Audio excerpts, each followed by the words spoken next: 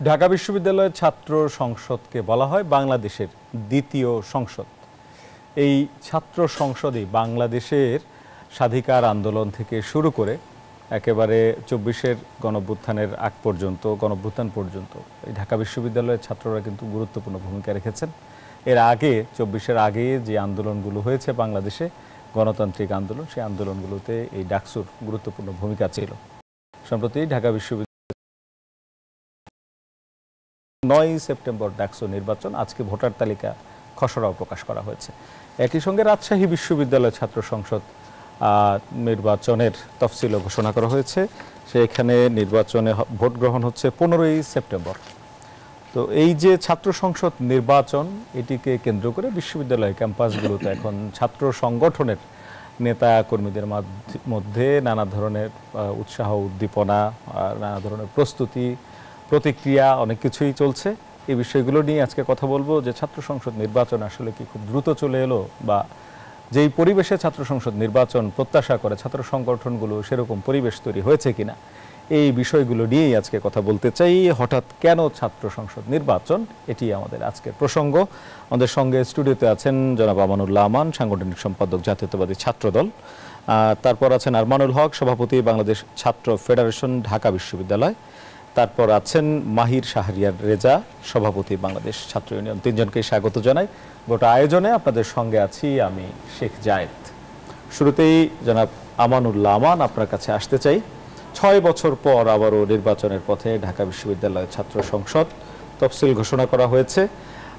এর আগে ৬ বছর আগে যে নির্বাচনটি হয়েছিল, সেই নির্বাচনে যে ডাকসু আমরা পেয়েছিলাম, সেই ডাকসু কার্যকরভাবে কিছু করতে পেরেছে বলে আমাদের চোখে পড়েনি, এবং বরঞ্চ গোটা সময়টি যিনি ডাকসু ভিপি হয়েছিলেন তাকে অত্যাচার, নির্যাতন করা হয়েছে। একই সঙ্গে মোটামুটি ডাকসু এক ধরনের অকার্যকর ছিল, ছাত্রদের জন্য তেমন কিছু করতে পারেনি। ২৪-এর গণঅভ্যুত্থানের পর এই যে আবার ডাকসু নির্বাচনের তফসিল ঘোষণা করা হলো, জাতীয়তাবাদী ছাত্রদল স্বাগত জানিয়েছে, কিন্তু ছাত্রদলের পক্ষ থেকে যেই দাবিগুলো ছিল, সেই দাবিগুলো কতটুকু পূরণ হয়েছে? আপনারা কি ক্যাম্পাস নিরাপদ মনে করছেন কিনা? ছাত্র সংসদ নির্বাচন কি হঠাৎ মনে হচ্ছে কিনা? ধন্যবাদ আপনাকে, ধন্যবাদ নিউজ 24-এ যারা দেখছেন, ধন্যবাদ আমার সহ আলোচক সবাইকে। দেখুন, দীর্ঘ ফ্যাসিবাদী শাসন ব্যবস্থায় যে ১.৫ দশকে বাংলাদেশের সাধারণ মানুষের উপর দিয়ে যে নির্বিচার, জুলুম, নিপীড়ন, অত্যাচারের পরে যে এক জনবিক্ষোভের মাধ্যমে ছাত্র জনতার অভূতপূর্ব সেই জুলাই গণঅভ্যুত্থানের পরে আমরা বাংলাদেশের মানুষ যখন মনে করেছে যে না, এদেশে একটি রাষ্ট্রীয় মৌলিক সংস্কার দরকার, সেই জায়গাটিতে বিভিন্ন রাজনৈতিক দলে আলাপ আলোচনা যখন চলছে এবং রাষ্ট্রে সেই সংস্কারের একেবারেই দ্বার প্রান্তে আমরা জুলাই কমিশন, জুলাই সনদ, সবকিছু একদম শেষের দিকে, ঠিক ঢাকা বিশ্ববিদ্যালয় সেই জুলাই গণ অভ্যুত্থানের সূতিকাগার, সেই সূতিকাগারে যখন ৫ই আগস্টের পর থেকে আজকে পর্যন্ত আপনি দেখবেন যে ছাত্র সংগঠনগুলি অনেকগুলি মৌলিক সংস্কারের কথা ঢাকা বিশ্ববিদ্যালয় বলেছে, আমরা ছাত্রদলের পক্ষ থেকে বলেছি। কিন্তু যেই ঢাকা বিশ্ববিদ্যালয় হাসিনার কর্তৃত্ববাদী শাসন ব্যবস্থা মানে ছাত্রলীগের মাধ্যমে সারা দেশে টিকিয়ে রাখার জন্য যাদেরকে আপনার নিকৃষ্ট সহচর হিসেবে ব্যবহার করা হতো, সেই ঢাকা বিশ্ববিদ্যালয় থেকে আবার যে ছাত্র জনতার আত্মোপলব্ধির মাধ্যমে, ছাত্রদের আত্মোপলব্ধির মাধ্যমে যে আন্দোলনটি শুরু হলো, তো সেইখানেও তো সংস্কারের দরকার আছে, এবং সেই সংস্কারের বিষয়ে আমরা কথা বলেছি। এবং ডাকসুকে আপনি কার্যকর করার বিষয়ে, সচল করার বিষয়ে আমার মনে হয় সকল ছাত্র সংগঠনের একটি প্রচন্ড রকমের বিভিন্ন মতামত রয়েছে, দাবিও রয়েছে। কিন্তু আপনি এই বিশ্ববিদ্যালয়ে আমি যেটা দিয়ে শুরু করলাম, যে অনেক শিক্ষক আমরা দেখেছি যে একেবারে ৩-৪ আগস্ট পর্যন্ত তারা হাসিনা ফ্যাসিবাদী শাসন ব্যবস্থার পক্ষে আপনার দালালি করেছে, হাসিনাকে টিকিয়ে রাখার জন্য যারা সদর্পে হাসিনাকে মাদার অফ হিউম্যানিটি ইত্যাদি ইত্যাদি বলে তার ক্ষমতা দীর্ঘায়িত করার জন্য অপচেষ্টা করেছে। আমরা দেখেছি ঢাকা বিশ্ববিদ্যালয়ের কর্মকর্তা কর্মচারী থেকে শুরু করে সকল স্তরের যে প্রশাসনিক কাঠামোগুলির অধিকাংশই হাসিনার ফ্যাসিবাদী শাসন ব্যবস্থার পদলেহনকারী ছিল। এবং আপনার অসংখ্য ছাত্রলীগ নেতাকর্মী যারা, আপনি যদি একটু খেয়াল করেন দেখবেন যে হাসিনা পলায়নের পরে একটা মাত্র সেশন ঢাকা বিশ্ববিদ্যালয়ে প্রবেশ করেছে। এর আগের সেশনগুলিতে প্রায় প্রত্যেকটা সেশনে অসংখ্য নেতাকর্মী ছাত্রলীগের পোস্টেড রয়েছে। আমরা ছাত্রদলের পক্ষ থেকে 2টো মামলা করেছিলাম, সেই মামলায় অনেক আসামি ছিল।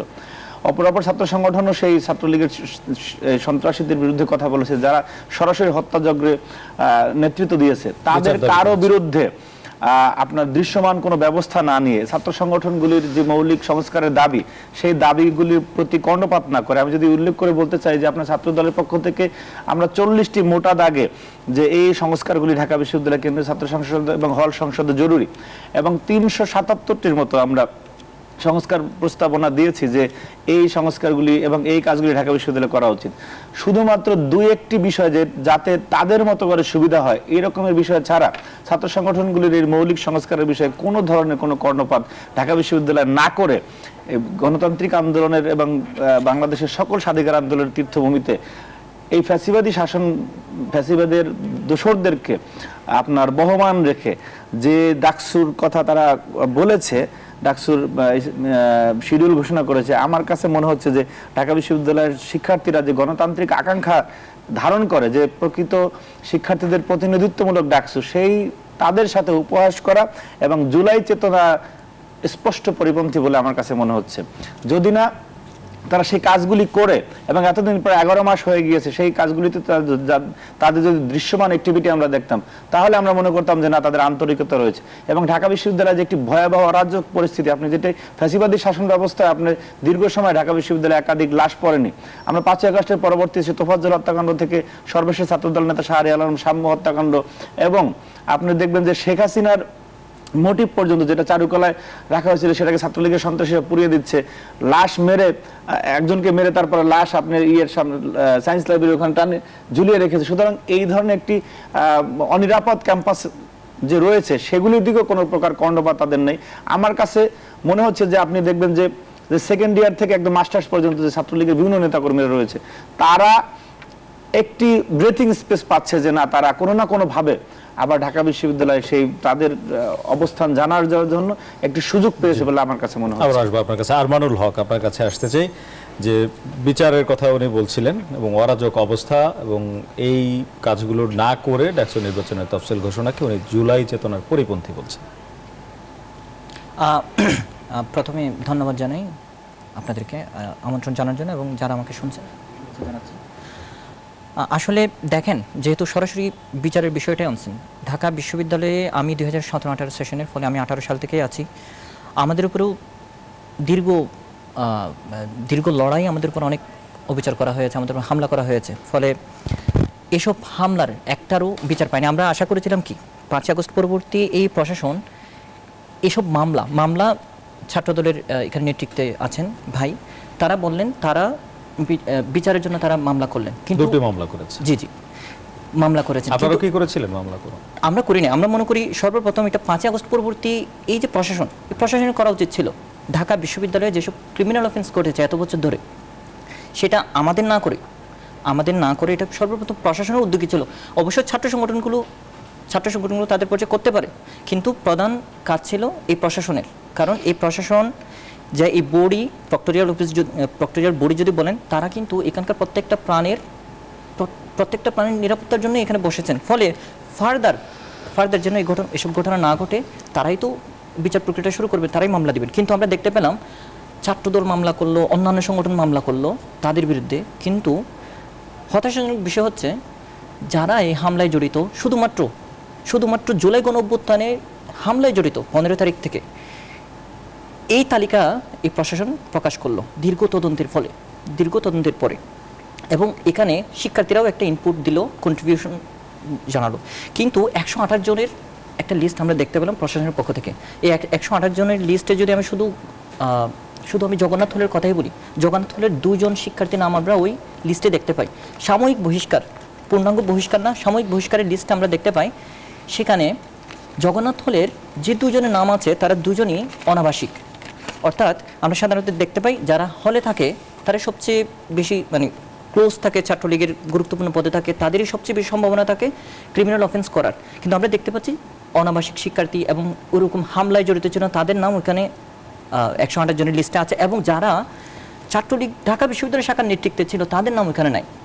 ফলে এটা খুবই বিতর্কিত একটা লিস্ট, 128 জনের লিস্ট। এরপরে আরেকটা বিষয় হচ্ছে, আমরা প্রতিবাদ করেছি। এরপরে আপনার যারা আপনার অন্যান্য সময় ধরে যারা ক্রিমিনাল অফেন্স করেছে, যেমন ধরেন আমি যদি বলি, এখানে ভাইরা আছেন 23 সালে যখন বিএনপির সমাবেশ হচ্ছিল, এফ রহমান হলের সামনে টেবিল বসিয়ে মোবাইল চেক করে করে যেভাবে হামলা করলো, এখনো কিন্তু তারা ক্যাম্পাসে আছেন। অক্টোবরের প্রেক্ষাপটে, অক্টোবরের আন্দোলনে, অক্টোবর সমাবেশ ছিল 28 অক্টোবর। এর বাইরেও কিন্তু অনেকগুলো ইভেন আমাদের আমরা যখন ঢাকা ইউনিভার্সিটিতে 24 সালের জানুয়ারি, 1 জানুয়ারি 2 জানুয়ারি আমরা যখন দাঁড়াচ্ছিলাম, তখনও কিন্তু আমাদের আন্দোলনের জায়গাগুলো দখল করে রাখা হতো, তারাও কিন্তু ক্যাম্পাসে আছে। ফলে শুধুমাত্র জুলাই গণ অভ্যুত্থানে যারা হামলা করছে তারা না, এর বাইরেও দীর্ঘ এই যে 15 বছরে অনেক ক্রিমিনাল অফেন্স করা ব্যক্তি এখনো পর্যন্ত ক্যাম্পাসে আছে, এখনো পর্যন্ত তাদেরকে কোনো আইনের আওতায় আনা হয় নাই। মামলা করা হয়েছে বিভিন্ন সংগঠনের পক্ষ থেকে, তাদেরকে আইনের আওতায় আনা হয় নাই। আরেকটা গুরুত্বপূর্ণ বিষয় হচ্ছে, শুধুমাত্র 15 জুলাইয়ে যারা হামলায় জড়িত ছিল, 15-16 জুলাই এবং পরবর্তীতে কাটাবন কেন্দ্রিক যে হামলাগুলো হয়, তাদেরকেও প্রশাসন গোপনে পরীক্ষা নেওয়ার বিষয়ে আমরা দেখতে পাই, এবং এটা মেইনস্ট্রিম মিডিয়াতেও বেশ কয়েকবার নিউজ হয়েছে। অর্থাৎ প্রশাসন সরাসরি জুলাই গণ অভ্যুত্থানে যারা হামলায় জড়িত ছিল তাদের থেকেও পরীক্ষা নিয়েছে। ফলে অবশ্যই এই এত বছর পরে ডাকসু ইলেকশন হচ্ছে, আমরা খুবই খুশি। ডাকসু নির্বাচন হচ্ছে, স্টুডেন্টদের দেখেন, আমি ছাত্র ফেডারেশন ঢাকা বিশ্ববিদ্যালয় শাখার আহ্বায়ক, আমি যখন ডাকসুতে দাঁড়াবো, শিক্ষার্থীদের ভোটে যখন আমি শিক্ষার্থীদের জন্য কাজ করতে পারবো, অবশ্যই সেটা আমার জন্য সম্মানজনক। কিন্তু সমস্যাটা হচ্ছে আপনার এই যে এই প্রশ্নগুলো, আগের প্রশ্নগুলো, ছাত্রলীগের বিচার, এটা যদি আপনি এড়িয়ে যান তাহলে তো একটা ভয় থেকেই যায়, এই আর কি। জি, ধন্যবাদ আপনাকে। মাহির শাহরিয়ার রেজা, পরিবেশের কথা বলা হচ্ছে, কিছু বিচার, বিশেষ করে জুলাই গণ অভ্যুত্থান এবং তার আগের সময়কার যারা হামলার সঙ্গে জড়িত তাদেরকে বিচারের আওতায় না এনে বা বিচার না শুরু করে ছাত্র সংসদ নির্বাচন, বাংলাদেশের সর্ববৃহৎ ছাত্র সংগঠন জাতীয়তাবাদী ছাত্রদল তারা বেশ কিছু দাবিও জানিয়েছে। আপনারা কি সেই দাবিগুলোর সাথে একমত কিনা, আপনারা কি বলবেন? ধন্যবাদ সকলকে, যারা শুনছেন, যারা উপস্থিত আছেন আলোচক হিসেবে, সকলকে ধন্যবাদ জানাই। প্রথমে বলি যে আমরা ডাকসু দীর্ঘ দিন পর ডাকসু তফসিল দেওয়া হয়েছে শিক্ষার্থীদের দীর্ঘ চাওয়ার পরে, সেই কারণে আমরা বিশ্ববিদ্যালয়ের প্রশাসনকে ধন্যবাদ জানাই। কিন্তু একই সাথে আমরা দেখেছি যে আমরা যখন বিশ্ববিদ্যালয়ের প্রশাসনের সাথে বারংবার আলোচনায় বসেছি ডাকসু কেন্দ্রিক, আমাদের কাছ থেকে বিভিন্ন প্রস্তাবনা চাওয়া হয়েছে, গঠনতন্ত্র সংস্কার থেকে বিশ্ববিদ্যালয় নির্বাচন আয়োজনে বিশ্ববিদ্যালয়কে প্রশাসনকে সহযোগিতার ক্ষেত্রে আমরা যেই প্রস্তাবনাগুলো দিয়ে এসেছি, সেই প্রস্তাবনাগুলো কিন্তু উপেক্ষা করেই এই ডাকসু নির্বাচন আয়োজনের চেষ্টা করে আসছেন ঢাকা বিশ্ববিদ্যালয়ের প্রশাসন। আমরা দেখেছি, আমরা বারবার বলেছি যে ঢাকা বিশ্ববিদ্যালয়ে আপনি জানবেন যে সেই স্বৈরাচার বিরোধী 90 স্বৈরাচার বিরোধী আন্দোলনে যখন পরিবেশ পরিষদ গঠিত হয়েছিল, সেই পরিবেশ পরিষদের সিদ্ধান্ত অনুযায়ী কিন্তু ঢাকা বিশ্ববিদ্যালয়ে ইসলামী ছাত্র শিবির এবং বাংলাদেশ জাতীয় ছাত্র সমাজ তারা কিন্তু তাদের কার্যক্রম ঢাকা বিশ্ববিদ্যালয় ক্যাম্পাসে পরিচালনা করবার এখতিয়ার রাখেন না। কিন্তু আমরা দেখছি কিন্তু বিশ্ববিদ্যালয় প্রশাসন কিন্তু প্রায় প্রতিটি আলোচনাতেই আমরা দেখেছি তিনি ইসলামী ছাত্র শিবিরকে তারা আহ্বান জানিয়েছেন, তারা এসেছেন, তাদের সাথে আলোচনা করেছেন। এবং আমরা দেখেছি আমাদের বর্তমান যেই উপাচার্য তিনি রয়েছেন, তিনি যখন প্রাথমিকভাবে দায়িত্ব নেন, আমরা দেখেছি যে ইসলামী ছাত্র শিবিরের নেতা সাদিক কায়েমকে সাথে নিয়ে তিনি কিন্তু বিভিন্ন হাসপাতালে পরিদর্শন করেছেন যারা জুলাই আহত হয়েছেন বা এরকম। পরবর্তীতে আমরা দেখেছি ফেব্রুয়ারিতে এসে যে ইসলামী ছাত্র শিবির একটি রাজনৈতিক কর্মসূচিতেও কিন্তু আমাদের বর্তমান যিনি উপাচার্য তিনি কিন্তু উপস্থিত হয়েছেন। আমরা দীর্ঘদিন ঢাকা বিশ্ববিদ্যালয়ে পড়াশোনা করেছি, ঢাকা বিশ্ববিদ্যালয়ে আমরা ছাত্র আন্দোলন করেছি। আমরা দেখেছি যে পূর্ববর্তী যারা ভিসি রয়েছেন তারা যে ক্ষমতাসীন পতিত স্বৈরাচার দল আওয়ামী লীগের সাথে তারা লিয়াজম রক্ষা করে কিন্তু চলেছেন, কিন্তু সরাসরি আমরা কোনো উপাচার্যকে কিন্তু ছাত্রলীগ বলেন বা অন্য কোনো ছাত্র সংগঠনের দলীয় প্রোগ্রামে কিন্তু আমরা উপস্থিত হতে দেখেন। কিন্তু এই ব্যত্যয় কিন্তু আমরা দেখলাম যে আমাদের বর্তমান যিনি ভিসি রয়েছেন, উপাচার্য রয়েছেন, তিনি কিন্তু এই ব্যত্যয়টি ঘটিয়েছেন। সুতরাং তিনি আসলে নিরপেক্ষ কিনা এই প্রশ্নটি কিন্তু আজকে আমাদের ভেতরে থেকেই যায়, এবং তার প্রশাসনের নেতৃত্বে যে ডাকসু নির্বাচন আয়োজিত হতে যাচ্ছে সেটি কি আসলে নিরপেক্ষ হবে কিনা সেই কিন্তু সংশয় কিন্তু আমাদের রয়েছে। দ্বিতীয় বিষয় আমরা বলেছি, আমরা বারবারই বলেছি যে বিশ্ববিদ্যালয়ে ছাত্র সংসদ নির্বাচন অবশ্যই প্রয়োজন, কারণ আমরা এখানে যারা উপস্থিত রয়েছেন আমরা কিন্তু আসলে এক একটি ছাত্র সংগঠনের নেতা, আমরা সমগ্র ঢাকা বিশ্ববিদ্যালয়ের ছাত্রদের নেতা নই। আমরাও চাই আমরা সমগ্র ছাত্র সমাজের নেতা হয়ে উঠতে চাই, আমরা ছাত্র সংগঠনের নেতা থেকে ছাত্র নেতা হয়ে উঠতে চাই। নিশ্চিতভাবে নির্বাচন ডাকসুর মাধ্যমে বা বিভিন্ন ছাত্র সংগঠনের মাধ্যমে আমরা নির্বাচিত হয়ে ছাত্রদের কল্যাণ আমরা কাজ করতে চাই। কিন্তু আমরা দেখছি যে বিশ্ববিদ্যালয়ে যে সহাবস্থানের কথা আমরা বলেছি ছাত্র সংগঠনগুলোর, সেই সহাবস্থানে কিন্তু বিশ্ববিদ্যালয় প্রশাসন খুব বেশি উদ্যোগ কিন্তু তিনি গ্রহণ করেন নাই। আপনি জানবেন যে ঢাকা বিশ্ববিদ্যালয়ের যে ডাকসু নির্বাচন সেটি কিন্তু আসলে মূলত হল কেন্দ্রিক নির্বাচন, হল থেকেই হলে যে শিক্ষার্থীরা ভোট দিতেন এবং সেই সমন্বিত ভোটের মাধ্যমে কিন্তু নির্বাচন। এবং ঢাকা বিশ্ববিদ্যালয়ের যারা শিক্ষার্থী তারা কিন্তু প্রতিটা হলেই তারা প্রত্যেকটা শিক্ষার্থী কোনো না কিন্তু আবাসিক হলে তারা কিন্তু সংযুক্ত থাকেন। প্রথমে তারা বিশ্ববিদ্যালয় হলের শিক্ষার্থী হয়ে আসেন এবং আমাদের সার্টিফিকেটেও আমরা হলের নামগুলো দেখতে পাই। তা আমরা দেখলাম এই প্রশাসন কিন্তু আমাদের সেই যে হলগুলো থেকে নির্বাচন সরিয়ে নিয়ে এসে তারা 6টি পয়েন্ট ঠিক করেছেন, বিভিন্ন হলের শিক্ষার্থীরা সেই পয়েন্টগুলোতে তারা নির্বাচন করবেন। নির্বাচন আয়োজনের ব্যাপারে আমরা এই উদ্যোগকে স্বাগত জানাই, কিন্তু এই প্রশ্নটি আমাকে রাখতে চাই যে 11 মাস হয়ে গেল এই প্রশাসন দায়িত্ব নিয়েছেন, আজ পর্যন্ত এই 11 মাসে কি বিশ্ববিদ্যালয় প্রশাসন হলে সকল শিক্ষার্থীর বা সকল ছাত্র সংগঠনের সহাবস্থান কিন্তু তারা নিশ্চিত করতে পারেন নাই। আমরা দেখেছি যে সেই সম্ভবত নভেম্বরের সময় যখন ছাত্রদল গিয়েছিলেন হলে পোস্টারিং করতে, তখন তাদের বাধা দেওয়া হয়েছে। আমাদের যেসব নেতাকর্মীরা হলে থাকেন তাদেরকে এক ধরনের আক্রমণের মুখে থাকতে হয়েছে পুরোটা সময়। এবং আমরা দেখেছি যে সাধারণ শিক্ষার্থীর নাম দিয়ে একটি বিশেষ ছাত্র সংগঠনের নেতাকর্মীরা তাদের প্রভাব তৈরি করার চেষ্টা করছেন। একটা সময় আমরা বিগত সময় দেখেছি ছাত্রলীগ প্রভাব কি এখনো আছে? আমরা তো মনে করছি এখনো রয়েছে, এখনো এই মবক্রেসি তো এখনই চলতেছে। আমরা তো দেখছি যে আমাদের মনে হচ্ছে এখনো আছে। হ্যাঁ, এবং আমরা যখনই আমরা হলে কার্যক্রম পরিচালনা করবার চেষ্টা করি তখনই বলা হয় যে হলে ছাত্র রাজনীতি চলবে না, হলে কোনো রাজনৈতিক সংগঠন প্রবেশ করতে পারবে না, এই ধরনের বিভিন্ন বক্তব্য কিন্তু আমরা দেখে এসেছি। এবং আমরা দেখেছি যারাই হচ্ছে বিশ্ববিদ্যালয়ে একসময় ছাত্র রাজনীতি বন্ধের জন্য যারা সোচ্চার হয়েছিলেন তারা পরবর্তীতে একটি বিশেষ ছাত্র সংগঠনের পদে তারা আসীন হয়েছেন।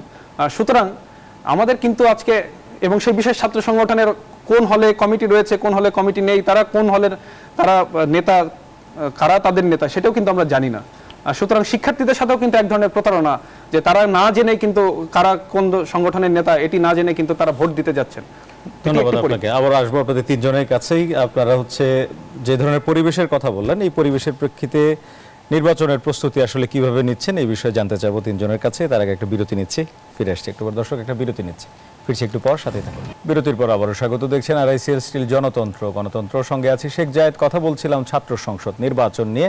ছাত্র সংগঠনের নেতৃবৃন্দ আমাদের সঙ্গে আছেন। তারা যেটি বলছিলেন যে ঢাকা বিশ্ববিদ্যালয়ের যে তফসিল ঘোষণা করা হয়েছে ছাত্র সংসদ নির্বাচনের, এই তফসিল এমন সময় ঘোষণা করা হয়েছে যখন ক্যাম্পাস নিরাপত্তাহীন।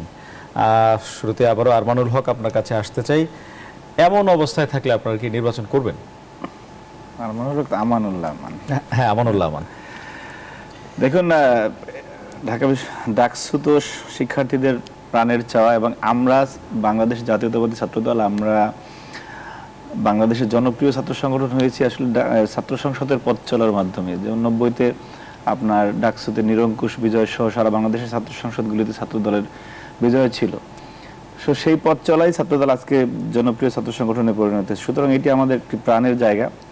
যে বাস্তবতার কথা দুইজন সহ আলোচক আমি বললাম, সেটি আপনি দেখেন যে 5ই আগস্ট পরবর্তী সময় আমরা ঢাকা বিশ্ববিদ্যালয়ে নভেম্বরে আপনার 7ই নভেম্বর জাতীয় বিপ্লব সংহতি দিবসের একটি পোস্টার সাটানোর বিষয় ছিল। সেইখানে সাধারণ শিক্ষার্থী নামে মব সৃষ্টি করে সেই পোস্টার ছিঁড়ে ফেলা হয়েছে। এমনকি আপনার সর্বশেষ যে রমজানে সার্জন জহুরুল্লাহ খান, আমাদের সাবেক বর্তমানদের একটা ইফতার ছিল, আমি জহুরুল্লাহ খানের ছাত্র, সেইখানেও দেখলাম যে একটা গ্রুপে লেখালেখি করে যে ছাত্রদলের নেতারা কেন আসছে, সাধারণ শিক্ষার্থী নামটিকে ব্যবহার করে একটি বিশেষ সংগঠন, গুপ্ত সংগঠন, যারা কিনা ছাত্রলীগের সাথে ওতপ্রোতভাবে জড়িত ছিল, অনেকেই তারা ছাত্রলীগ করেছে, ছাত্রলীগ হয়ে সাধারণ শিক্ষার্থীর উপর হামলা করেছে। পরবর্তীতে 5ই আগস্ট পরবর্তী সময় তাদের আত্মপ্রকাশ আমরা দেখেছি। অর্থাৎ এই যে একটি বিভ্রান্তকর ছাত্র রাজনীতি এবং ক্যাম্পাসে একটি অনিশ্চয়তার পরিবেশ সৃষ্টি করা, এবং যে কোনো কিছু হলে নিরপেক্ষতা নিয়েও প্রশ্ন তুলেছেন, যে কোনো কিছু একটা হলে যে এই ডেমোক্রেসির পরিবর্তে মবক্রেসি তৈরি করে তারপর পরিস্থিতিকে একটি অনিশ্চয়তার দিকে নিয়ে যাওয়া এবং বলা যে না আসলে পরিবেশ নাই। অর্থাৎ জাতীয় নির্বাচনটাকে বিপর্যস্ত করার জন্য, অনিশ্চয়তার দিকে নিয়ে যাওয়ার জন্য তারা বলে যে নির্বাচন হলে তো বিএনপি ক্ষমতায় আসবে, তাহলে নির্বাচন করে লাভটা কি? অর্থাৎ এইটাকে আপনার মবক্রেসির মাধ্যমে জাতীয় নির্বাচনকে দূরীভূত করা, পরাস্ত করার জন্য, এবং মানুষ যে ভোটাধিকারের জন্য এই সংগ্রাম করেছে, বেসিক্যালি তো 14, 18 এবং 24-এ যদি মানুষ ভোটাধিকার প্রয়োগ করতে পারতো তাহলে কিন্তু গণঅভ্যুত্থানের বীজ নিহিত থাকতো না। সুতরাং ভোটার বঞ্চিত হওয়ার কারণে মানুষ এই রাস্তায় নেমেছে যে বারবার তাদের ভোটাধিকার কেড়ে নেওয়া হচ্ছে। এমন একটি পরিস্থিতিতে আজকে যখন তারা একটি এই তাদের 82-85 বছরের ইতিহাসে জামায়াত ইসলামের বাংলাদেশে একটি এমন একটি অনুকূল পরিবেশে তারা আছে, তারা চিন্তা করে যে এই যে একটি আপনার দুধে মাছির অবস্থা, যে তারা একটি পাচ্ছে সব জায়গায়, সমস্ত দপ্তর পরিদপ্তর অধিদপ্তরে তাদের একটি প্রাধান্য, ওই কারণে আপনি জাতীয় নির্বাচনটা হচ্ছে গণমানুষের প্রত্যাশা, গণ আকাঙ্ক্ষা, বাংলাদেশের মানুষের না জাতীয় নির্বাচনের মাধ্যমে, এটি সবচেয়ে বড় সংস্কার, যেটি যে বিরোধিতা করে সেও জানে।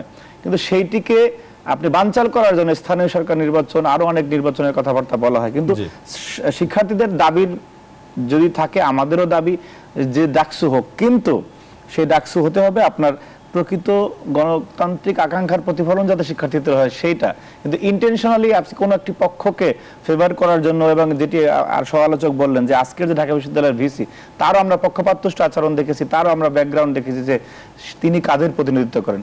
সুতরাং তাদের মাধ্যমে যে একটি নির্বাচন হবে, সেই নির্বাচন ঘিরে প্রচন্ড রকম অনিশ্চয়তা থাকবে, সেটাই স্বাভাবিক, এবং সেই অনুকূল পরিবেশটি আছে বলে আমার কাছে মনে হচ্ছে। ধন্যবাদ আমানুল্লাহ। আরমানুল হক, লেভেল প্লেইং ফিল্ড দেখতে পাচ্ছেন কিনা, বা কি করতে হবে? দেখেন, লেভেল প্লেইং ফিল্ড আমরা 19 সালে যখন ডাকসু নির্বাচন হয়, তখন 19 সালের জানুয়ারি ফেব্রুয়ারিতে আমরা আলাপ করতাম কি? আমরা আলাপ করতাম এখনও ঢাকা বিশ্ববিদ্যালয়ের ছাত্রদল ঢুকতে পারতেছে না, আমরা বারংবার বলতাম।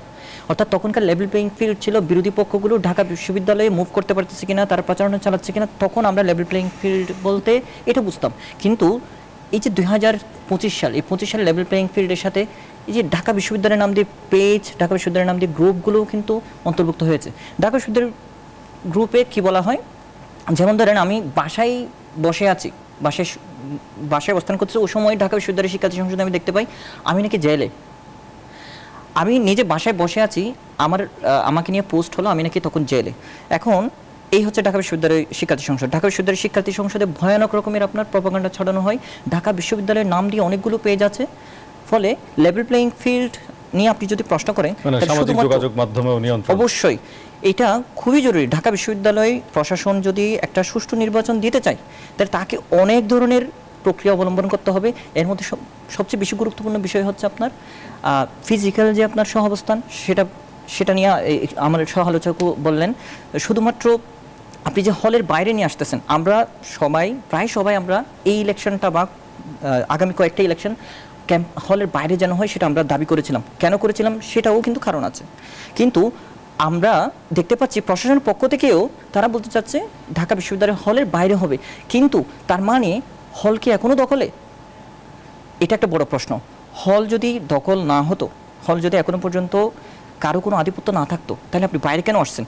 আমার জায়গা থেকে আমি তো দাবি করতে পারি, কিন্তু আপনি আপনার ব্যাখ্যা দিয়েই আপনাকে কাজটা করতে হবে, আপনাকে ব্যাখ্যা দিতে হবে আপনি কেন হলের বাইরে আনতেছেন।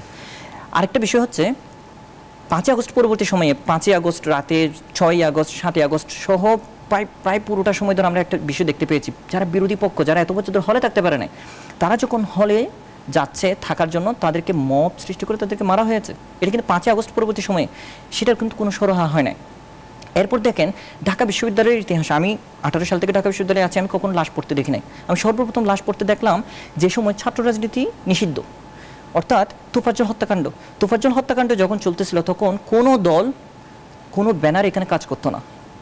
হলের ভিতরে ঘন্টার পর ঘন্টা পিটিয়ে মারা হয়েছে, এটার কোনো আমরা ব্যাখ্যা দেখতে পাই নাই, প্রশাসনের কোনো জবাবদিহিতা আমরা দেখতে পাই নাই। এরপরে ঘৃণাস্তম্ভ মোছা হয়েছে, আমরা দেখতে পেয়েছিলাম আমাদের রাষ্ট্রীয় গোয়েন্দা সংস্থা থেকে নাকি এসেছিল এই প্রস্তাবটা এসেছিল, এবং আমাদের প্রক্টর নাকি এটা মুছেছেন, এবং কিন্তু প্রক্টরের পক্ষ থেকে আমরা কোনো ধরনের জবাবদিহিতা আমরা দেখতে পাই নাই। আমরা দেখতে পেয়েছি মোটিভ পোড়ানো হয়েছে চারুকলায়, সেটার কোনো আমরা সুরাহা দেখতে পাই না। এরকম অনেকগুলো ঘটনা, এগুলো কোনো সুরাহা আমরা দেখতে পাই না। এবং 124 জনের 128 জনের একটা লিস্ট আমরা দেখতে পেয়েছিলাম, সেটারও কোনো দেখতে পাই না। এবং একই সাথে আরেকটা বিষয় হচ্ছে ঢাকা বিশ্ববিদ্যালয়ে শুধুমাত্র জুলাই গণঅভ্যুত্থানে যারা হামলায় জড়িত ছিল, তাদেরকে ঢাকা বিশ্ববিদ্যালয় প্রশাসন গোপনে পরীক্ষা নিয়েছে, এটার কোনো আমরা ব্যাখ্যা দেখতে পাই না। প্রশাসনের আচরণে আপনি মানে এখানে অবশ্যই দেখেন, আমরা 19 সালে 23 জানুয়ারি আমাদের একটা প্রোগ্রাম ছিল, তখন আমরা বলতেছিলাম এত বছর ধরে আন্দোলন করে যাচ্ছে শিক্ষার্থীরা, হুট করে এখন কেন দিচ্ছেন, 19 সালে কেন ইলেকশন দিচ্ছেন? ফলে আমরা এই প্রশাসনকেও বিশ্বাস করতে পারি না। 19 সালে আমরা বলতেছিলাম প্রশাসন ইনস্টিটিউশনের একটা ক্যারেক্টার আছে, ইনস্টিটিউশন সবসময় আমরা ক্রিটিক্যালি দেখি। ইনস্টিটিউশন যখন কিছু একটা দেয়, তাহলে এটাকে একটু ক্রিটিক্যালি দেখতে হয়। 19 সালে কিন্তু আমরা প্রশ্ন করেছিলাম, এবং 19 সালে 2 ঘন্টা পরে, অর্থাৎ ইলেকশন শুরু হওয়ার 2 থেকে 3 ঘন্টা পরে কিন্তু আমাদেরকে বয়কটের আন্দোলন করতে হয়েছিল। ফলে 19 সালের নির্বাচনের মতো 25 সালের ইলেকশন হতে যাচ্ছে কিনা সেটা একটা বড় প্রশ্ন। এবং আমরা যে ধরনের সংস্কার প্রস্তাবনা দিয়েছিলাম, আমরা ডাকসুর আমাদের যে সভাপতি পদ, তার নিরঙ্কুশ ক্ষমতা, সিন্ডিকেটের মাধ্যমে গঠনতন্ত্র সংশোধন সহ আরো অনেক গুরুত্বপূর্ণ বিষয় কিন্তু তার হাতে। অর্থাৎ আমি যদি বিপি হয়েও যাই, যেমন ধরেন নুরুল হক নূর কিন্তু বিপি ছিলেন, এখন বলা হয়ে থাকে ঢাকা বিশ্ববিদ্যালয় নাকি ছাত্র সংসদ নির্বাচনের মাধ্যমে সারা জীবনের জন্য মুক্ত হয়েছিল, বা পুরো বছর নাকি একটা মুক্তির হাওয়া ছিল 2019 সালে। কিন্তু একেবারে ভুল কথা। ডাকসুর যিনি সহসভাপতি ছিলেন, বিপি ছিলেন, তিনি নিজেই একদিনের জন্য অফিসে বসতে পারেন এবং তাকে বারংবার হামলা করা হয়েছে এবং তার অফিসে হামলা করা হয়েছে। পরিবেশ হয় কিনা এটা নিয়ে আপনাদের শঙ্কা? আমি যখন বিপি হচ্ছে, আমি যখন ডাকসুতে জিতে আসতেছি, তখন আমি কাজটা করতে পারতেছি কিনা সেটা একটা বড় প্রশ্ন। কারণ সর্বময় ক্ষমতা আমাদের প্রেসিডেন্টের হাতে, আমাদের যিনি ভিসি তার হাতে। ফলে এগুলো একটু ক্রিটিক্যালি দেখতে হবে। সংস্কার প্রস্তাবনা এখানে প্রায় সবাই দিয়েছে, সেই সংস্কার প্রস্তাবনা আমাদের উপেক্ষিত হয়েছে, সবারই উপেক্ষিত হয়েছে। এবং এখন আমরা দেখতে পাচ্ছি মলাটবদ্ধ গঠনতন্ত্র আমরা দেখতে পাচ্ছি, অর্থাৎ এটা কোনো ধরনের সংশোধন তারা করবে না। মাহি শাহরিয়ার রাজা, এমন পরিস্থিতির মধ্যে আপনারা কি নির্বাচনের প্রস্তুতি নিচ্ছেন কিনা? ধন্যবাদ। দেখুন, গতকাল তফসিল ঘোষণা হয়েছে মাত্র। আমরা আলাপ আলোচনা করছি আমাদের সমমনা বিভিন্ন ছাত্র সংগঠন যারা রয়েছেন, যারা গণতান্ত্রিক প্রগতিশীল ছাত্র সংগঠন যারা রয়েছেন, আমরা সকলের সাথে আলাপ আলোচনা করছি। নির্বাচনের প্রস্তুতি, আমরা মনে করি যে নির্বাচন তো অবশ্যই হওয়া দরকার, প্রতিটি ছাত্র সংসদ নির্বাচনই হওয়া দরকার। এবং তাহলে যদি নিয়মিত ছাত্র সংসদ নির্বাচন হয়, তবে আসলে আমরা মনে করি যে ছাত্র রাজনীতির যে গুণগত পরিবর্তন, সেই গুণগত পরিবর্তন হওয়া সম্ভব। সুতরাং আমরা ছাত্র সংসদ নির্বাচনকে অবশ্যই গুরুত্ব দিয়ে দেখছি এবং নির্বাচনে আমরা আমাদের আলাপ আলোচনা, নির্বাচন কেন্দ্রিক যে আলাপ আলোচনা, সেটি আমরা শুরু করেছি। কিন্তু আমরা এখানে আমরা পূর্বে যেটি বললাম যে নির্বাচন নিয়ে কিন্তু বেশ কিছু যদি কিন্তু রয়েছে। এই যদি কিন্তু সমাধান কি পাবেন বলে মনে হচ্ছে? আপনি যদি দেখেন, আমার সহ-আলোচক বললেন যে ডাকসুর যিনি সভাপতি, বিশ্ববিদ্যালয়ের উপাচার্য, তিনি পদাধিকার বলে ডাকসুর সভাপতি হন। এটি দীর্ঘদিন ধরেই হয়ে এসছে। এবার আমরা ছাত্র ইউনিয়নের পক্ষ থেকে এই দাবিটি রেখেছিলাম যে ডাকসুর যিনি সভাপতি হবে, তিনি যেন শিক্ষার্থীদের সরাসরি ভোটের মাধ্যমে নির্বাচিত হন। কারণ আমরা দেখেছি বিশ্বের বিভিন্ন বিশ্ববিদ্যালয়ের ছাত্র সংসদ নির্বাচনে সেখানে সরাসরি যিনি হন, সভাপতি যিনি হন ছাত্র সংসদে, তিনি শিক্ষার্থী হন।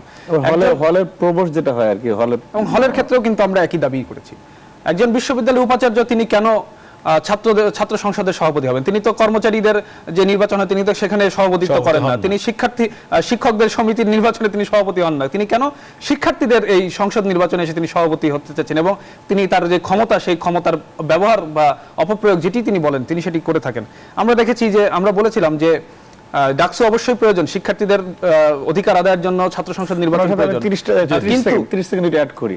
ঢাকা বিশ্ববিদ্যালয় আদেশ 1973 অনুযায়ী যে যিনি পদাধিকার বলে সভাপতি হন, যে ভিসি মহোদয়, সে ইচ্ছা করলে যে কোনো সময় একটা নির্বাচিত সংসদকে সে ভেঙে দিতে পারবে। এই যে কর্তৃত্ববাদী অবস্থা, সেটা থেকে এই সংস্কারটার জন্য আমরা সবাই অভিন্ন মতামত দিয়েছি, সব ছাত্র সংগঠন, কিন্তু সেটা আমাদের কর্ণপাত করা হয়নি। আবার আসবো আপনার কাছে, একটা বিরতির সময় হয়েছে আবারও। দর্শক, কথা বলছিলাম ছাত্র সংসদ নির্বাচন নিয়ে। হঠাৎ কেন ছাত্র সংসদ নির্বাচন? অনেক প্রশ্ন আছে, অনেক দাবি আছে, যেগুলো অবাস্তবায়িত অবস্থায় ছাত্র সংসদ নির্বাচনের তফসিল ঘোষণা করা হয়েছে। একটা বিরতি নিচ্ছি, ছাত্র নেতারা আছেন, বিরতির পর আবার কথা বলবো তাদের সঙ্গে। বিরতির পর আবারও স্বাগত। দেখছেন RICL স্টিল গণতন্ত্র। কথা বলছিলাম ছাত্র সংসদ নির্বাচন নিয়ে। আমানুল্লাহ আমান, আপনার কাছে আসতে চাই। জাতীয়তাবাদী ছাত্র দল বাংলাদেশে এই মুহূর্তে সবচেয়ে বড় ছাত্র সংগঠন, সেটির সাংগঠনিক সম্পাদক আপনি। ডাকসুর তফসিল ঘোষণা হয়েছে, আপনারা কি প্রস্তুতি নিচ্ছেন কিনা নির্বাচনে? সূচনার লগ্ন থেকে যেটা আমরা বলেছি যে আপনার বিচার, সংস্কার এবং নির্বাচনের দিকে এগিয়ে যাওয়া, সেটি রাষ্ট্র যেরকম আমরা প্রত্যাশা করি, এখানে আমরা ঠিক একই রকমই ছিলাম যে আপনার যারা ফ্যাসিবাদের দোষর তাদের বিচারও হবে এবং ডাকসুর দিকেও আমরা এগিয়ে যাব। কিন্তু মানে অর্ধেক ঢাকা বিশ্ববিদ্যালয়ের কর্তৃপক্ষ আগ্রহী যে তারা শুধুমাত্র একটি কোনো কিছু সংস্কার না করে ক্যাম্পাসের পরিস্থিতির তারা একটি সন্তোষজনক জায়গায় না এনে নির্বাচনের দিকে চলে গিয়েছে, এটা আমাদেরকে হতাশ করেছে। বয়সসীমা তুলে নেওয়া, না, এটা বয়সসীমা তুলে নেওয়ার এইটাও আমাদের বিরুদ্ধে একটা প্রোপাগান্ডা চালানো হয়। বয়সসীমা তুলে নেওয়ার কোনো দাবি আমাদের ছিল না। আমাদের দাবি শুধুমাত্র আওয়ামী ফ্যাসিস্টদের বিচার এবং যে কিছু কর্তৃত্ববাদী সেই একেবারে ঔপনিবেশিক আমলের যে ঢাকা বিশ্ববিদ্যালয়ের আদেশ 1973 সেটার কিছু সংস্কারের বিষয়ে আমরা কথা বলেছি, এবং যেটি সমালোচকরা বলেন যে কোনো কিছুতে আমাদের প্রতি কর্ণপাত করা হয় না। প্রস্তুতি নিচ্ছেন কি এখন যে হলগুলিতে? হ্যাঁ, প্রস্তুতি তো অবশ্যই আছে। হলগুলিতে যে একটি অন্য যে কোনো ছাত্র সংগঠনের কোনো কর্মসূচি থাকলে একটি ইন্টেনশনালি মবক্রেসি তৈরি করে তারপরে হল পাড়া থেকে রাজনীতি দূরে সরিয়ে রেখে একটি গুপ্ত সংগঠন যে স্টেটে চলতেছে, যেমন একটু আগে যে কথা হচ্ছিল যে আমরা যখন কোনো মিছিল করি তখন সেটা রাজনৈতিক হয়ে যায়, ছাত্র ইউনিয়ন ফেডারেশন কোনো মিছিল করলে বা কোনো কর্মকাণ্ড পরিচালনা করে সেটা রাজনীতি হয়ে যায়। আবার ওইখানে যারা রাজনীতি চলবে না বলে সাধারণ শিক্ষার্থী নামে যারা আত্মপ্রকাশ ঘটে, তারা সবাই একটি নির্দিষ্ট ছাত্র সংগঠন, এটা যেটা ইসলামী ছাত্র শিবিরের লোক, তারা ওই যে ইসলামী ছাত্র শিবিরের একজন নেতা দেখলাম বললো যে টিম করে তারা কাজ করে, তাদের কোনো ছাত্র রাজনীতি হলে না, হলগুলোতে ছোট ছোট টিম করে কিন্তু ছাত্র রাজনীতি করে না। তো এই টিমের ধারণাটা কোন জায়গা থেকে এসেছে জানেন? ইসলামী ছাত্র সংঘ যে তাদের আগের ছাত্র সংগঠন ছিল, পরবর্তীতে সেই ইসলামী ছাত্র সংগঠন থেকে আল বদর আল শামস যে যারা মুক্তিযুদ্ধের বিরোধিতা করেছে এবং বাংলাদেশের মুক্তিকামী যারা এবং মুক্তিযোদ্ধা যারা কে কোথায় লুকিয়ে আছে তাদেরকে পশ্চিম পাকিস্তানের কাছে তথ্য দেওয়ার জন্য ছোট ছোট টিম করে দিত তারা, যে অমুক পাড়ায় এই দুইজন, অমুক পাড়ায় এই দুজনের, অমুক এলাকায়। সেই টিমের ধারণা এখন পর্যন্ত সেই ইসলামী ছাত্র শিবির সেই টিমের ধারণা থেকে বের হতে পারে না। অর্থাৎ যেই টিমের মাধ্যমে বাংলাদেশের বিরোধিতা করেছিল আজকে পর্যন্ত স্বাধীন বাংলাদেশের সেই টিমের চিন্তা তাদের মাথায় রয়ে গেছে, যার কারণে স্বনামে এবং তাদের নিজের সংগঠনের নামে সগর্বে কথা বলার মতো মানসিকতার জায়গায় তারা নেই, এখনো লুকোচুরি করে এবং ছুপা রাজনীতি তাদের করতে হচ্ছে। মবক্রেসির ভয় এই জন্য আপনি করছেন। আরমানুল হক আপনার কাছে। না, ভয় করছি না ভাই, মবক্রেসিকে মোকাবেলা করার মতো ক্ষমতা গণতান্ত্রিক ছাত্র সংগঠনগুলো রয়েছে, কিন্তু এইটি একটি অস্বস্তিকর এবং অনিশ্চিত পরিস্থিতি ক্যাম্পাসে তৈরি করে। ধন্যবাদ আপনাকে। আরমানুল হক, প্রস্তুতি নিয়েও প্রশ্ন ছিল আপনার কাছে, প্রস্তুতি আপনারা নিচ্ছেন কিনা, কোনো জোট হবে কিনা, কি বলবেন? দেখেন, প্রস্তুতি ছাত্র সংগঠন এখানে যারা যারা আছে, ঢাকা বিশ্ববিদ্যালয়ে অন্যান্য সংগঠন যারা আছে, তাদের প্রস্তুতি বলতে তাদের প্রতিদিনকার যে কাজ, তাদের এত বছরের লড়াই। যেমন ধরেন 2019 সালে ইলেকশন হয়েছিল, 20 সাল থেকে ইলেকশন হচ্ছে না, তখন থেকে আমাদের প্রস্তুতি, আমরা যা যা করেছি তখন থেকে আমরা কি করলাম, তখন থেকে আমরা বৈধ সিটের জন্য, প্রথম বর্ষ থেকে বৈধ সিটের জন্য আমরা লড়তেছিলাম, আমরা রেজিস্টার বিল্ডিংয়ের অটোমেশনের জন্য আমরা লড়তেছিলাম, আমরা হাসিনার পতনের জন্য আমরা লড়তেছিলাম। ফলে এগুলো কিন্তু প্রস্তুতির কথা যদি আলাদা করে বলেন, যেমন ধরেন ঢাকা বিশ্ববিদ্যালয়ে বর্তমানে শিক্ষার্থীদের মধ্যে এই যে মানে ছাত্র সংসদের প্রস্তুতি হিসেবে দেখানো হচ্ছে বিভিন্ন ধরনের ফিলান্থ্রপিক কাজ করা। যেমন ধরেন আপনি পানির ফিল্টার দিচ্ছেন, আপনি আম খাওয়াচ্ছেন, আপনি বিভিন্ন ধরনের খরচ করতেছেন। এখন ধরেন আমি ছাত্র ফেডারেশন করি, আমার তো ভাই আমার যে সামর্থ্য আছে, আমাদের শুভাকাঙ্ক্ষীর যে সামর্থ্য আছে তা দিয়ে আমরা প্রোগ্রাম করি। এবং প্রস্তুতি বলতে আমাকে ফিলান্থ্রপিক কাজ করতে হবে, আমাদের সামাজিক কাজ করতে হবে তা তো না। আমার কাজ কি? ছাত্র সংগঠনের কাজ হচ্ছে প্রশ্ন করা, প্রতিষ্ঠানকে প্রশ্ন করা। ঢাকা বিশ্ববিদ্যালয়ের প্রশাসন আমাকে বিশুদ্ধ পানি সরবরাহ কেন করতে পারতেছে না, এটা প্রশ্ন করা। ঢাকা বিশ্ববিদ্যালয়ের কর্মচারীরা কেন বেতন পাচ্ছে না, সেটা নিয়ে প্রশ্ন করা। ঢাকা বিশ্ববিদ্যালয়ে কেন পর্যাপ্ত বাস নাই, কেন 5টার মধ্যেই বাস যাত্রা শেষ করা হয়, সেটা নিয়ে প্রশ্ন করা। এখনো পর্যন্ত কেন রেজিস্টার বিল্ডিংয়ে অটোমেশন পদ্ধতি চালু করা হয় না, সেটা নিয়ে প্রশ্ন করা। ঢাকা বিশ্ববিদ্যালয়ে পাঠদান পদ্ধতি সংস্কার আনা, এটা নিয়ে প্রশ্ন করা। ফলে ঢাকা বিশ্ববিদ্যালয়ের শিক্ষার্থীদের যাবতীয় বিষয় নিয়ে কথা বলা এবং প্রশাসনকে এই ধরনের কাজ করতে বাধ্য করাটাই কিন্তু ছাত্র সংগঠনের কাজ। সেই হিসেবে আমরা যতদিন ধরে আছি প্রস্তুতির মধ্যেই আছেন। অবশ্যই আমরা প্রস্তুতির মধ্যেই আছি। আমরা ডাকসু নির্বাচনের জন্য সবচেয়ে বেশি লড়াই করা সংগঠন। এখানে যারা যারা আছে সবাই লড়াই করেছে, সবাই ছাত্র সংসদ নির্বাচন চায়, আমরাও চাই। কিন্তু ছাত্র সংসদ নির্বাচন যেন 2019 সালের মতো না হয়। এবং আরেকটা খুব গুরুত্বপূর্ণ বিষয়, আমরা বারংবার বলে যাচ্ছি ডাকসু নির্বাচনটা একাডেমিক ক্যালেন্ডারের মধ্যে লিপিবদ্ধ করা। অর্থাৎ এই যে এইবার ইলেকশন হচ্ছে, এরপরে আবার কবে হবে সেটা এক্স্যাক্টলি 9 সেপ্টেম্বর ইলেকশন হচ্ছে 2025 সালে। তাইলে এটা কি 9 সেপ্টেম্বর 2026 সালে হচ্ছে কিনা সেটা অবশ্যই এই প্রশাসনকে ধন্যবাদ আপনাকে পরিষ্কার করা দরকার। ধন্যবাদ আপনাকে। মাহির শাহরিয়ার রেজা, একেবারে শেষাংশে আপনাদের প্রস্তুতি কি? জি ধন্যবাদ। আমরা মূলত যেটি বললেন আরমান, যে ছাত্র সংগঠনগুলোর যেই কাজ, দৈনন্দিন যেই কাজ, সেই কাজগুলোই আসলে ছাত্র সংগঠনের ছাত্র সংসদ নির্বাচন কেন্দ্রিক প্রস্তুতি। সুতরাং সেই আমরা যখন থেকে ডাকসুর দাবিতে আন্দোলন করে আসছি, বিশেষ করে 19 সালের পরবর্তী সময় থেকে আমরা যখনই নিয়মিতভাবে ডাকসু সহ অন্যান্য ছাত্র সংসদ নির্বাচন চেয়ে এসেছি, তখন থেকে আসলে কিন্তু আমরা এই প্রস্তুতির ভেতরেই রয়েছি। এবং যে কোনো সময় পরিস্থিতি সন্তোষজনক, যে কোনো পরিস্থিতিতেই যে কোনো সময় আমরা আসলে নির্বাচন করবার জন্য আমরা প্রস্তুত, এবং সেই ধরনের প্রস্তুতি আমাদের রয়েছে। কিন্তু আমরা যেটা বলেছি, বারবার বলছি যে এই যে পরিবেশটি কিন্তু খুব গুরুত্বপূর্ণ বিষয়। প্রশাসন যদি পরিবেশটি নিশ্চিত করতে না পারে, এবং আমার সহ-আলোচক যেটি বললেন যে আবার যদি একটি 2019 সালের মতো নির্বাচন আমাদের দেখতে হয়, তাহলে সেটি আসলে খুবই হতাশাজনক। এবং আমরা দীর্ঘদিন ধরে দাবি করেছি, সেটা একসময় আমরা ছাত্র ফেডারেশনের সাথে একটি জোটে ছিলাম, প্রগতিশীল ছাত্র জোট, সেইখান থেকে আমরা দাবি করেছি যে প্রতি একাডেমিক যে ক্যালেন্ডার আমাদের রয়েছে, সেই একাডেমিক ক্যালেন্ডারে যেন ছাত্র সংসদ নির্বাচনকে অন্তর্ভুক্ত করা হয়। এবং তার ভেতর দিয়ে কিন্তু ছাত্র সংসদ নির্বাচনের কন্টিনিউটি যদি থাকে, তাহলে আমরা আজকে এই 5ই আগস্ট পরবর্তী সময় আমরা দেখেছি বিভিন্ন সময় যে ছাত্র রাজনীতির গুণগত পরিবর্তনের যে কথা বলা হয়েছে, সেই গুণগত পরিবর্তন সম্ভব বলেই কিন্তু আমরা মনে করি। অনেক ধন্যবাদ জানাই আপনাদের তিনজনকে আমাদের সঙ্গে যুক্ত হয়ে গুরুত্বপূর্ণ মতামত দেওয়ার জন্য। দর্শক, কথা বলছিলাম ছাত্র সংসদ নির্বাচন নিয়ে।